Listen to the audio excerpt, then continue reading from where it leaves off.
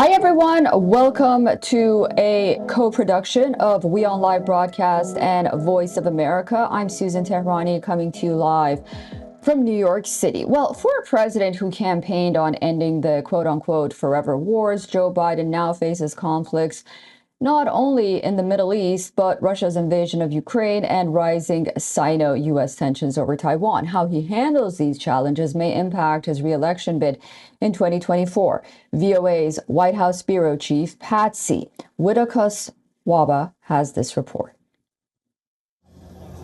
Amid mounting Palestinian deaths from Israeli airstrikes that the Hamas-run health ministry in Gaza says have surpassed 7,000, this comment from U.S. President Joe Biden. I have no notion that the Palestinians are telling the truth about how many people are killed.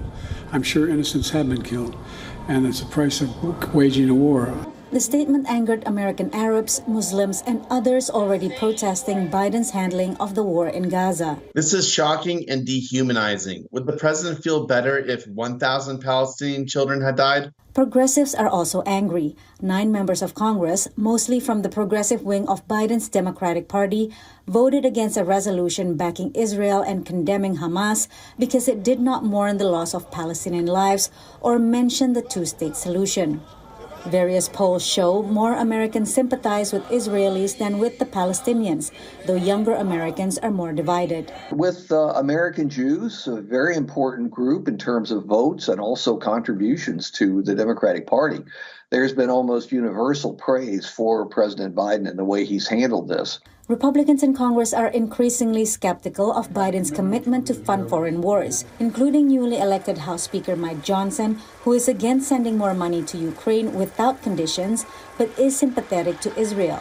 The first bill that I'm going to bring to this floor in just a little while will be in support of our dear friend Israel, and we're overdue in getting that done.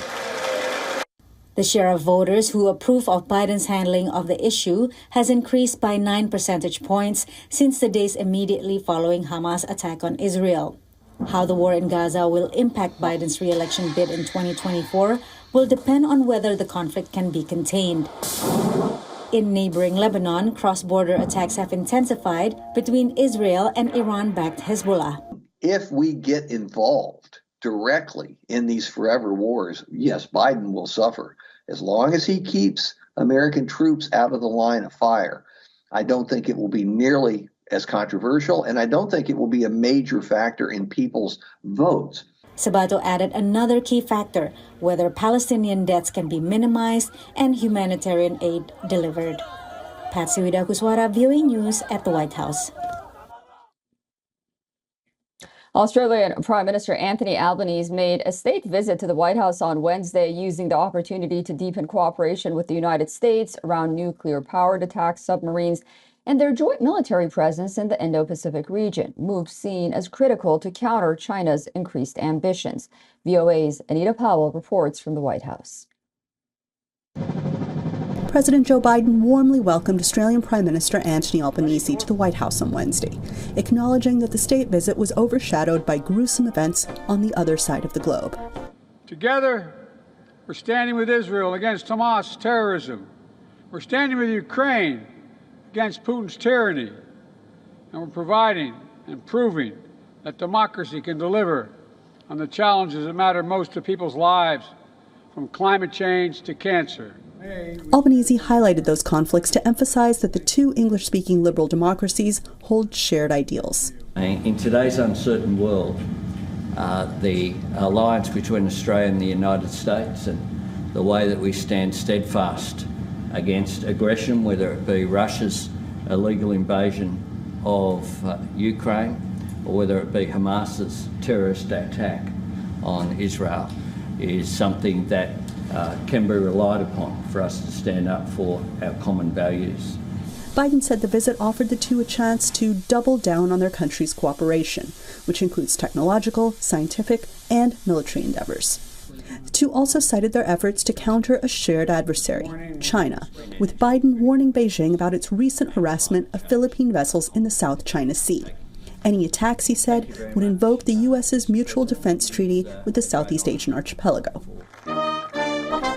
Earlier Earlier in his term, Biden forged a trilateral security partnership with Australia and Britain called AUKUS, which calls for enhanced military interoperability and assistance for Australia to acquire conventionally armed, nuclear-powered submarines. On Wednesday, Biden said he was sure Congress would fund AUKUS. It's overwhelmingly in our interest. When we put together the deal, I was asked by Xi Jinping, were we just trying to surround China? I said, no, we're not surrounding China. We're just making sure that the sea lanes remain open. He doesn't unilaterally be able to change the rules of the road in terms of what constitutes international airspace and water space, etc. And so that's what this is all about. Analysts say all of this is being closely watched, not only by Beijing, Canberra, and Washington, but also by the region being courted by all three, the many diffuse island nations that dot the Pacific Ocean.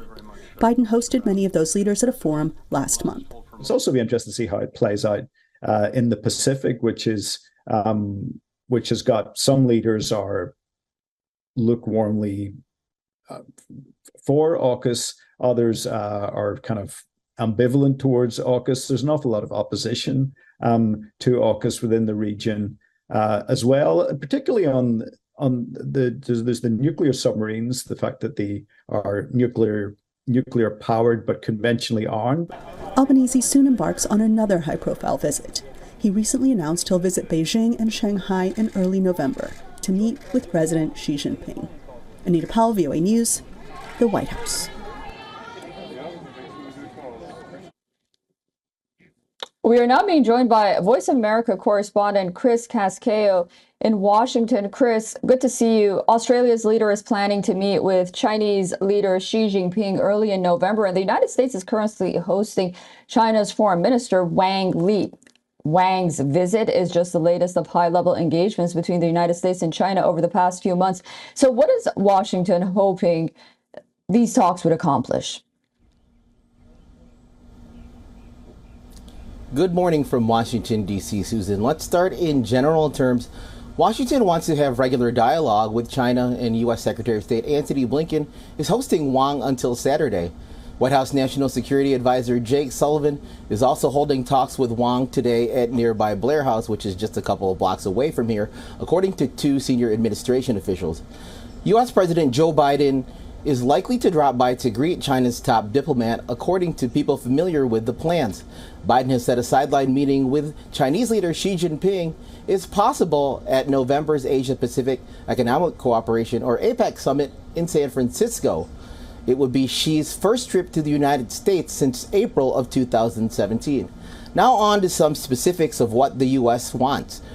They are likely urging China to use its lines of communications with countries in the Middle East to prevent other state or non-state actors such as Iran from attacking Israel and widening the war with Hamas.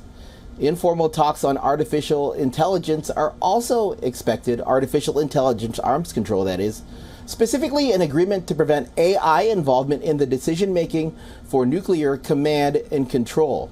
Other issues, the South China Sea, where Chinese ships blocked and collided with Filipino vessels in the disputed waterway on Sunday.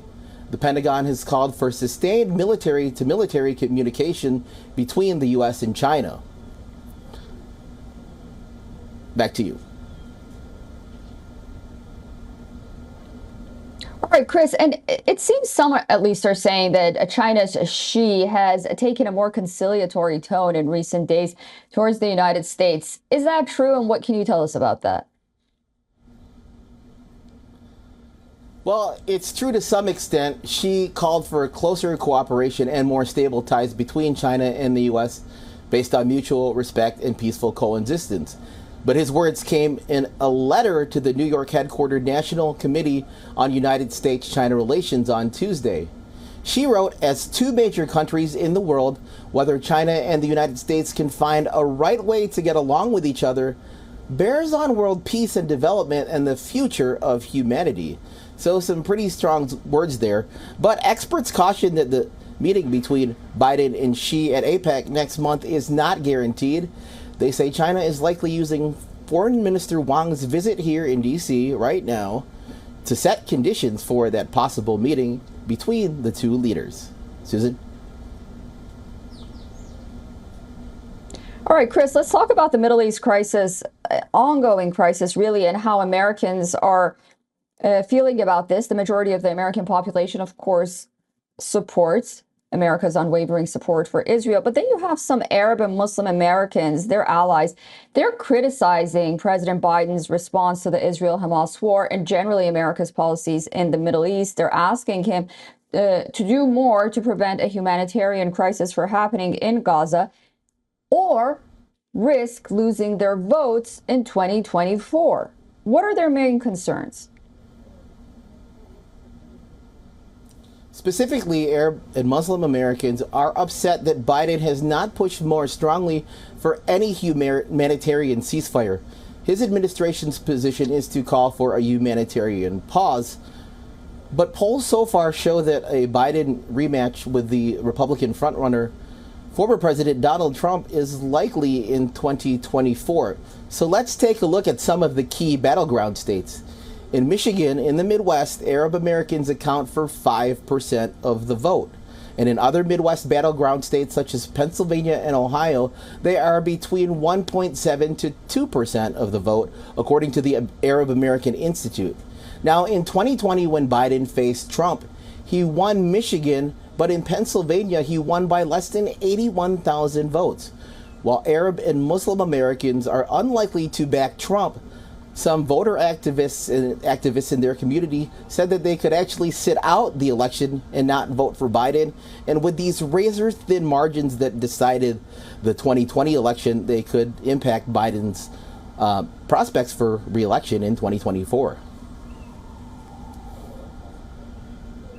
Yeah, and we just learned, well, we knew last night, but now it's confirmed that Representative Dean Phillips, the Minnesota Democrat, is challenging Joe Biden in 2024.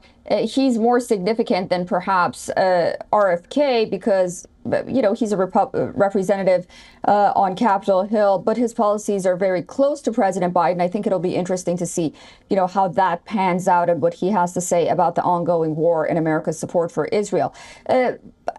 Another development, it's been a very busy news week. Chris, I want to get your thoughts on the new House Speaker. Republicans are saying that they're united. They're ready for business. What are your thoughts on that?